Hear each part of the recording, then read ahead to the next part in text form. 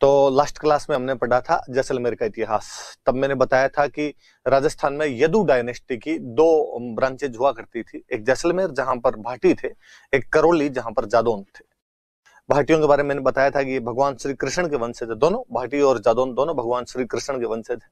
इसलिए जो भाटी थे उनको छत्रला यादवपति कहा जाता है। यादवों के स्वामी जो छत्र धारण करते थे, भगवान कृष्ण जिस छत्र को धारण किया करते थे, कालांतर में वो जैसलमेर के राजा धारण किया करते थे। कहा जाता है आज भी वो छत्र जैसलमेर में रखा हुआ है।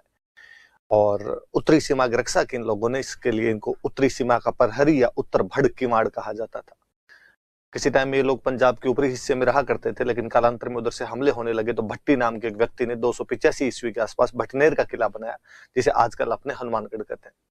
फिर गजनी के राजा ढूंढी के एक बड़े आक्रमण के समय मंगलराव भटनेर के अंदर उस आक्रमण को बचा नहीं सका, आक्रमण से बच नहीं सका, रेगिस्तान की तरफ चला गया, जहां तन्नोट के अंदर उसने अपनी राजधानी बना ली थी।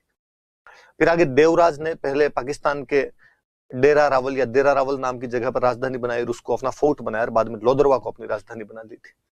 मूमल महेंद्र की प्रेम कहानी में जो मूमल है वो लोदरवा की राजकुमारी है, और जो महेंद्र है वो अमरकोट का सोढ़ा राजकुमार था। उसके बाद में आपके जैसल 12 जुलाई 1155 को जैसलमेर की स्थापना कर देता है और यहाँ पर एक किले का निर्माण करवाता है, इसको हम सोनारगढ़ कहते हैं। उसके बाद में आपके मूलराज प्रथम के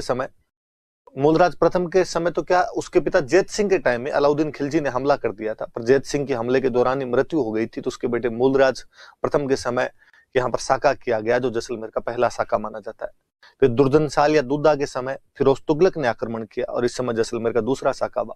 फिर लूणकरण के समय अमीर अली, जो कि कंधार का एक सरदार था जिसको लूणकरण ने यहाँ शरण दे रखी थी, वो विश्वासघात करके जैसलमेर पर आक्रमण कर देता है। उस समय केसरिया तो किया गया लेकिन जौहर नहीं हो पाया, इसलिए इसे आधा साका कहा जाता है। इस प्रकार जैसलमेर में 2.5 साके हुए थे।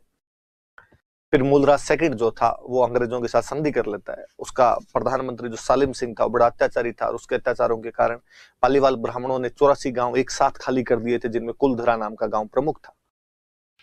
फिर जवाहर सिंह आजादी के समय जैसलमेर का राजा था, जिसे हम आधुनिक जैसलमेर का निर्माता कहते हैं, जिसने भारत का अंतिम किला मोहनगढ़ बनवाया था।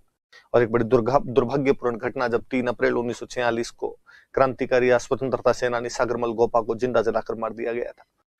सागरमल गोपा की कुछ पुस्तकें हैं, आजादी के दीवाने, जैसलमेर का गुंडाराज, रघुनाथ सिंह का मुकदमा। इनकी हत्या की जांच के लिए गोपाल स्वरूप पाठक कमीशन बनाया गया था, और जैसलमेर के अलावा हैदराबाद रियासत ने भी इनको बैन किया था कि आप यहाँ पर नहीं आ सकते हो। इतनी बातें हमने पढ़ी थी। अब आगे पढ़ते